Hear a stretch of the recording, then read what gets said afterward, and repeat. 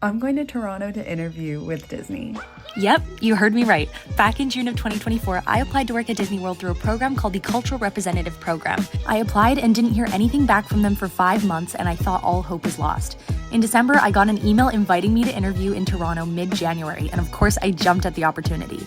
This would be my first trip to Toronto that was more than just a 2-hour layover, and I didn't know what to expect. On the flight, I had a whole row to myself, and it was glorious. I tried to make up for lost sleep and being sick and also anxious the night before the trip. I had enough time to watch Oppenheimer and get some shut-eye. I was nervous about getting lost, but the transit was pretty straightforward, and of course, I had my best friend's 5G and Google Maps to help. I checked into my hostel, then headed for some dinner. After seeing where my hostel location was, my friend Brooke recommended I go to Gus Tacos. I didn't realize until after I ordered the tacos how big they were going to be. I ordered 2 of the barbacoa and 2 of the El Pastor. The barbacoa was so good and the El Pastor not as much. I don't know what I was expecting, good pineapple in Toronto. Afterwards, I was craving churros and they were right next door, so I got 2 chocolate churros. As I ate my churros, I realized I had made a mistake not bringing my gloves from the hostel. However, I was so thankful I bought this Aritzia Super Puff before getting here, as it was the perfect outer layer to keep me warm.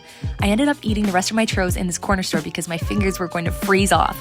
Before heading back to the hostel, I picked up some dry shampoo and headed back to my hostel and went to bed at an early 8 p.m. Eastern Standard Time. I was exhausted and would need to be well rested for my interview the next day. Follow for more Canadian adventures.